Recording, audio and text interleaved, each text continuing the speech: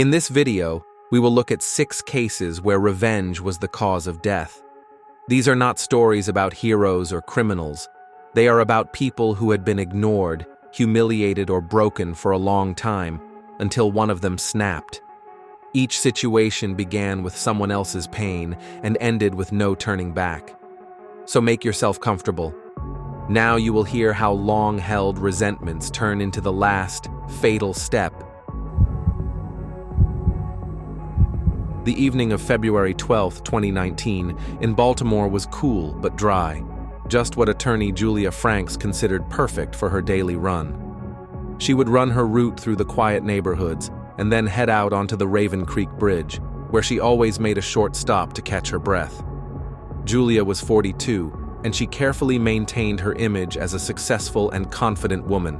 Expensive uniforms, impeccable hairstyle even while running, and noise-canceling headphones. For everyone around her, she was a model professional who won the most difficult cases, and only those who tried to oppose her knew the cost of doing so. One such case was the story of the Villain family. Their 15-year-old daughter, Elisa, accused a boy she knew of violence. At first, the investigation went well until his parents turned to Julia Franks, a lawyer known for her ability to solve problems. It was she who provided the boy with the perfect defense: missing camera footage, pressure on witnesses, manipulation of examinations. Elisa could not stand the repeated interrogation, locked herself away for months of treatment, and their family lost their case, money, and faith in any justice. The girl's older brother, 26-year-old Luke, heard the name Franks for the first time, and he has never been able to forget it. Luke started looking for information about the lawyer. He found dozens of reviews about her great tactics in difficult cases. He also found those who had tried to challenge her methods but lost. What once seemed like just anger gradually turned into an obsession. He carefully studied her schedule, social media, and habits. After 3 months, he knew that every evening, after 7, Julia ran the same route, and that she paused for 30-40 seconds on the Raven Creek Bridge before continuing on her way. On that February Wednesday, Luke got there early. He stood in the shadows between the bridge piers, clutching a plastic folder under his jacket. Inside were copies of documents, the very ones that the lawyer, according to official reports, had never received and had actually destroyed. He had read them hundreds of times, imagining the moment when he would finally appear before her. When Julia reached the middle of the bridge, she noticed a silhouette. At first, she thought it was just a passerby, but as she got closer, she recognized the face from the courtroom. Her embarrassment was replaced by cold caution. She had seen clients' difficult relatives before and always knew how to keep her distance. "Do you need something?" she asked, taking off one earpiece. Luke held out a folder. His voice was quiet and steady, but there was a firmness in his words that she had underestimated. "This is what you destroyed. You're the reason my sister doesn't sleep at night." Julia sighed, habitually switching to a professional tone. She said that she had nothing to do with it, that the decision was made by the court, that emotions should not be confused with facts. But Luke saw her eyes. There was neither sympathy nor understanding. Only a slight irritation, familiar to those she had convinced before. He stepped closer. Julia stepped back. Around them was the dark space above the river, only the faint light of street lamps, the wind, and the hum of cars in the distance. Conflict was brewing instantly. She was trying to get around him. He was blocking the way. Julia sharply hit him with the folder, tried to slip to the side, but her foot slipped on the wet metal. Luke grabbed her arm, and this contact was the last moment to stop him. Instead, he pushed her away, harder than he had expected.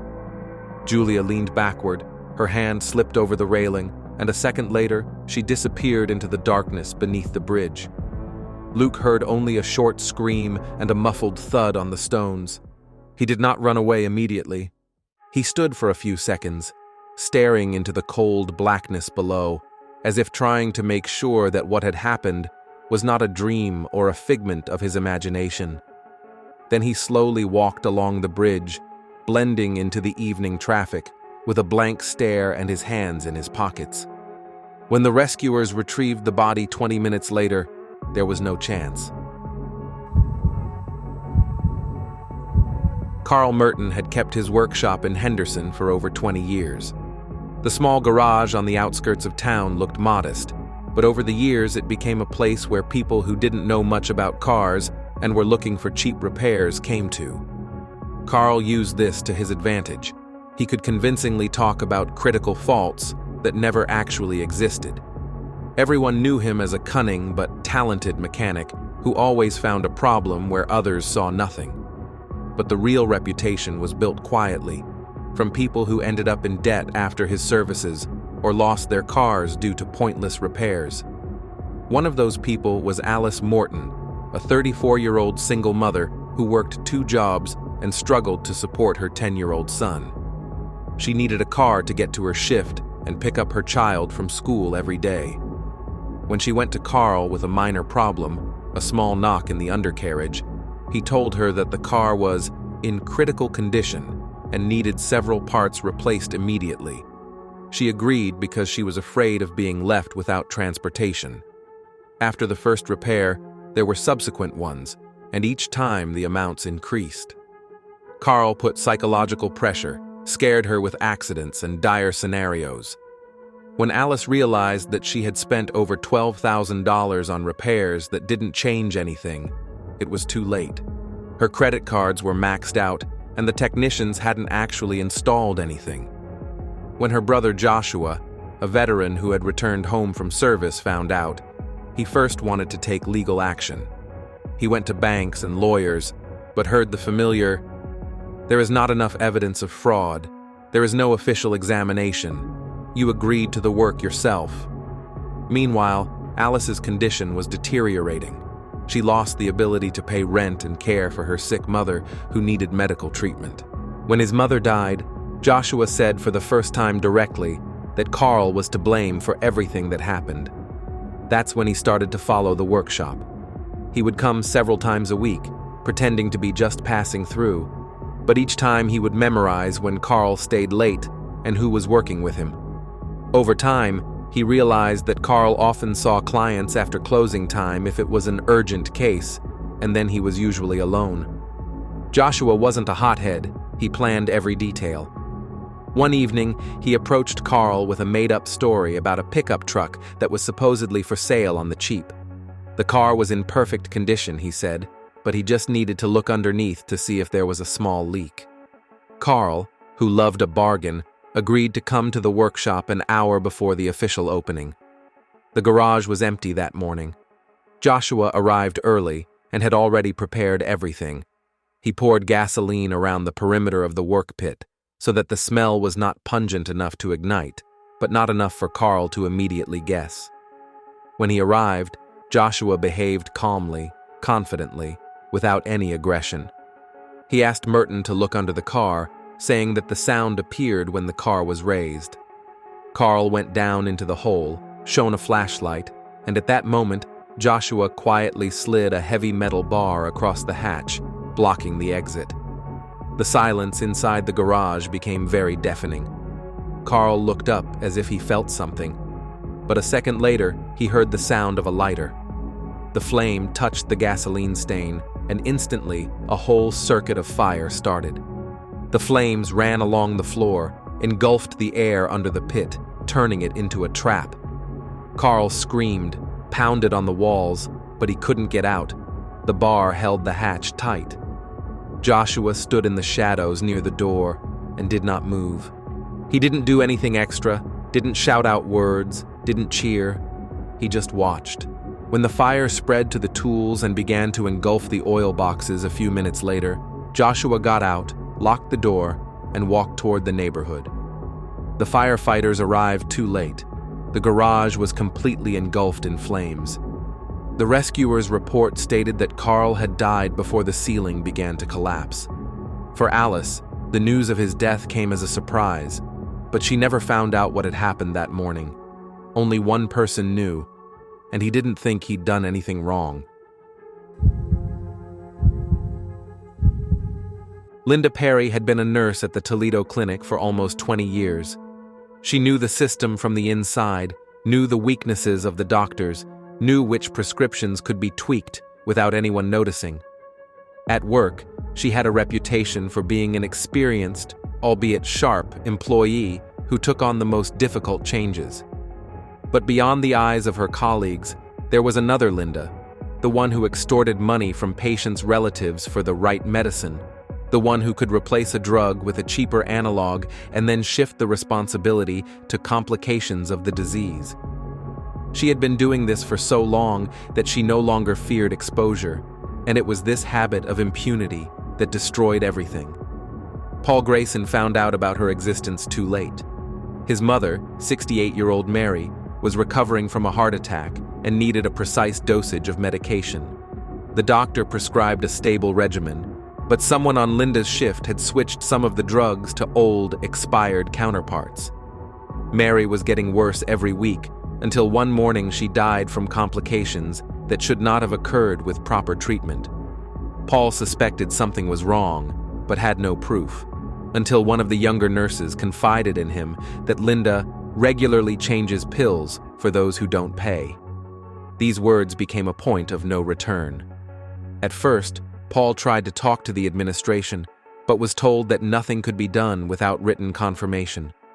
When Linda learned of his suspicions, she met his gaze with a cold smile, saying that he was just another son looking for a culprit. It was not just devaluation, but outright mockery, and Paul realized that there would be no justice. Outwardly, he looked calm, but inside, an idea was already forming, so clear and firm that he did not doubt it for a minute. He knew about the place where his mother used to work, an old lyceum that had been closed for more than a decade. It was quiet, dark, and cold, a place where any meeting could go unnoticed. Paul wrote Linda an anonymous message, claiming to be an employee of the clinic who has information about her possible dismissal, and asking to meet. He chose a tone that someone like her would definitely fall for, fear mixed with the ability to control, and she came. Late afternoon, an empty lyceum courtyard, windows boarded up with wooden sheets, the smell of dampness wafting from the old gym. Linda went inside, tapping her heels on the cracked tiles. She didn't look scared, but rather annoyed that someone had made her come.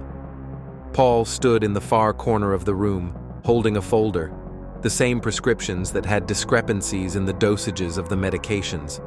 He did not shout, did not accuse. He simply said, "You did this to my mother."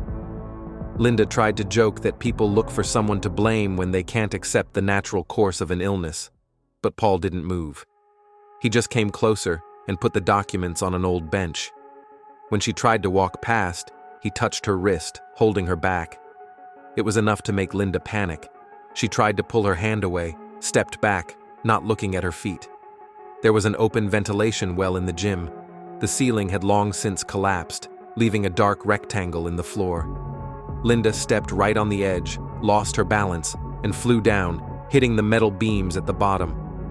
Paul heard the dull sound of impact, but did not come over immediately. He just stood there looking into the darkness until he realized she was no longer moving. He called the police 10 minutes later, saying that he had found the body. The official story was an accident in an unsafe building. But Paul knew it was no accident. It was the only form of justice he could get. Daniel Bradman had a way of speaking that made people believe every word. His office in San Antonio looked respectable. Glass partitions, expensive furniture, certificates hanging in straight rows on the walls. Clients left with the feeling that their future was about to become stable and predictable. He promised them high-yield programs, guaranteed profits, and complete transparency. In practice, he was engaged in what is called asset shifting in financial reports, but in real life, it is a common fraud. Bradman dissolved other people's money in offshore accounts and covered old debts with new investments until someone noticed the losses. Unfortunately for him, One of those someones was Thomas Rivers, a farmer who had worked his entire life on his land and trusted Bradman with what he had been saving for over 20 years. Thomas wasn't gullible, he just didn't know any other way to keep his savings safe. When the bank sent him warnings about late payments and later about the risk of losing his property, he realized that the problems were not political changes or a seasonal downturn. He called Daniel, but he brushed it off with generalities that didn't explain anything. When Thomas arrived at the office, he was told that some documents were lost and others were in the process of being updated. He was accused of a misunderstanding, hinting that he was misinterpreting the numbers. Thomas left the building with shaking hands. In a few weeks, he lost his land, his machinery, and most of his crops. His family fell apart under the pressure of debt, and his closest neighbors saw him sitting on the porch in the evenings without saying a word. It was during those days that a thought was born in him that he did not dare to admit for a long time. He was not a violent man, but he was a man who understood when he was destroyed. Several times, Thomas came downtown just to see Daniel leave his office and get into a shiny pickup truck. He watched from afar, memorizing the time he arrived, when he left, where he parked the car. Days passed, and the idea matured.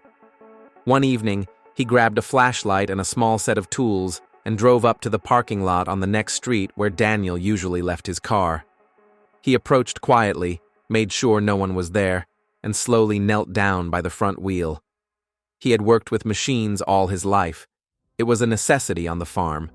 For him, cutting the brake line was as technically simple as replacing a tube in an irrigation system. He made one precise cut, checked to make sure he didn't leave any marks, and walked away without looking back. The next morning, Daniel left his house as usual, listening to the radio and holding his phone in the cradle. The road out of town was familiar to him to the point of automatism. Flat stretches, then a turn near an old gas station, then a long exit to the highway. It was there, at about 55 miles per hour, that he slammed on the brakes and felt the pedals sink to the floor. Everything that happened next happened so fast that he hardly had time to realize.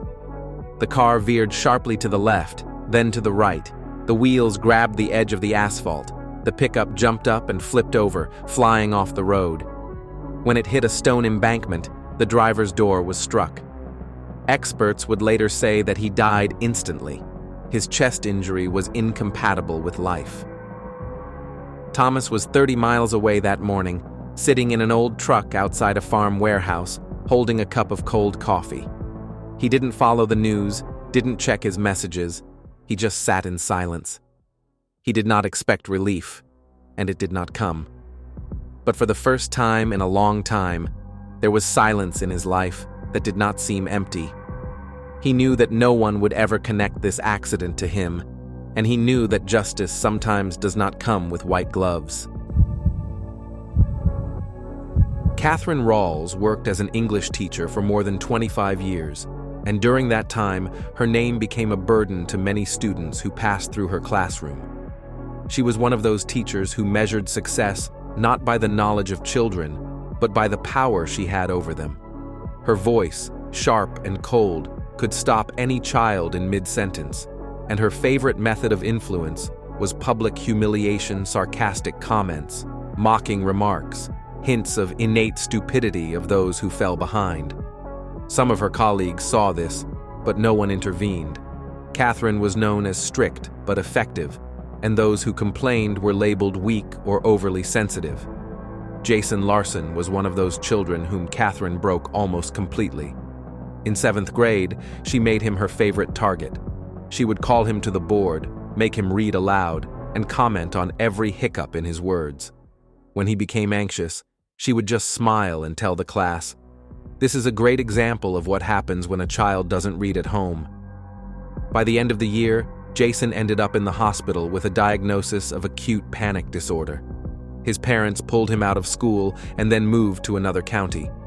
However, years of rehabilitation did not erase her voice from his memory. He heard it in the darkest moments of his teenage life. When Jason entered college, he seemed to become a new person, a new city, new people, a new circle. But sometimes, when he walked past the school buildings in his hometown during the holidays, the feeling of his sternum clenching would return. And one day, he heard that Catherine still worked at the same school, still taught in the same tone of voice, still exercised the same power over the children as she had over him. This thought merged with the anger that had been lying dormant for years, and he realized that she was going to continue to do what she had done to him, and no one would stop her. The school was empty that winter evening. Only fluorescent lights were buzzing in the corridors, and the gymnasium was half dark, with only one overhead spotlight glowing dimly, leaving long shadows between the ball racks. Catherine often stayed late to check on the equipment, and Jason knew this from conversations with former classmates who worked nearby. He walked in through the back door that every student once knew and passed under the dingy bleachers. When she entered the hall, he stood in the dark, calm, almost motionless. Catherine didn't recognize him at first. She could only see the silhouette of a grown man standing too close. When he said his name, something changed in her face. She took a step back, but her voice was as sharp as before. She said that he was exaggerating, that all children go through difficulties, that it's time to grow up and stop living in resentment. These words, spoken in a tone he had heard at the age of 13, were the last straw. Jason came closer. She tried to walk around him, but he blocked the way. All the movement seemed slow, but at the same time swift. She abruptly backed away, tripped over the gymnastics bench, and fell. He didn't touch her with his hands, just directed her movement as she tried to escape.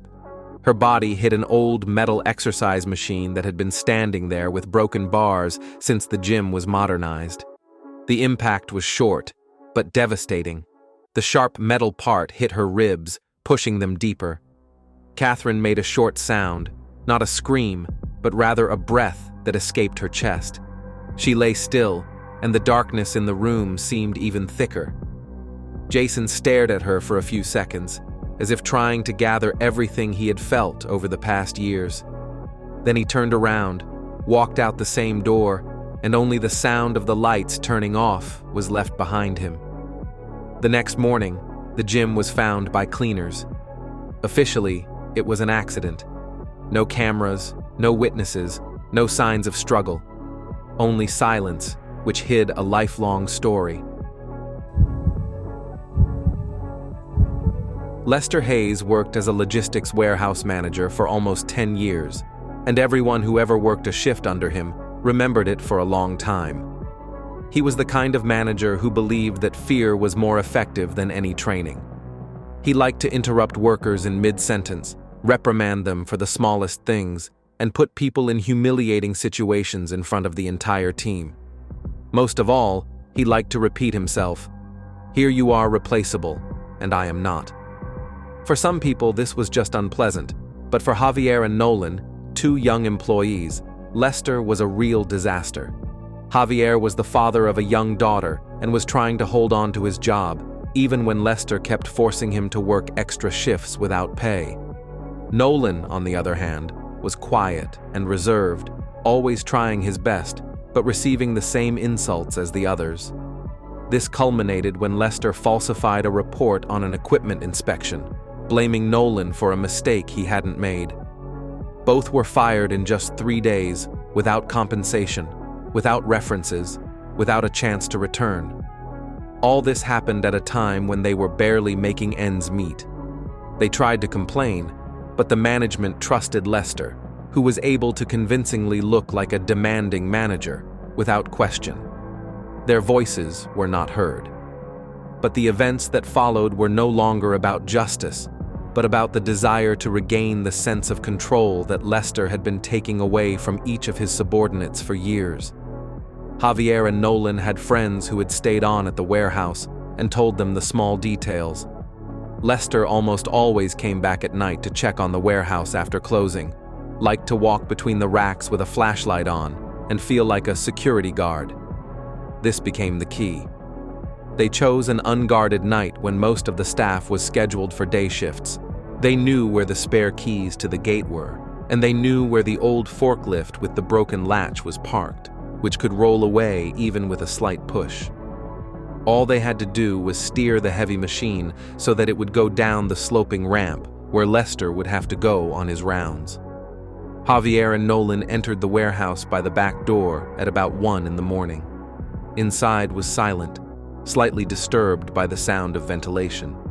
They moved quickly, without saying a word, until they reached the forklift. The machine was heavy, but even with the two of them, they managed to push it a little to the edge of the ramp. They wedged a wooden support under the wheel to hold the weight until the right moment. Then all they had to do was wait. Lester showed up about half an hour later, in his usual manner. Flashlight, slow footsteps, loud sighs, and a fussy inspection of the shelves, as if he were looking for evidence that someone had left an unpacked item somewhere. He walked onto the ramp, and that's when Nolan kicked the backstop with a long gate. The forklift moved slowly, and a second later, it was already rolling down, picking up speed. Lester heard the noise and turned around, but it was too late. There was nowhere to jump in the narrow aisle. The heavy machine hit him in the chest and pushed him against a metal rack. The blow was so hard that Lester didn't have time to breathe out as the sound of the impact echoed through the room, and then silence fell again, even deeper than before. Javier and Nolan stood in the shadows and remained silent. What they saw caused them neither triumph nor shock, only a strange, almost empty feeling of accomplishment. They went out the back door the same way they came in, leaving the forklift where it had stopped.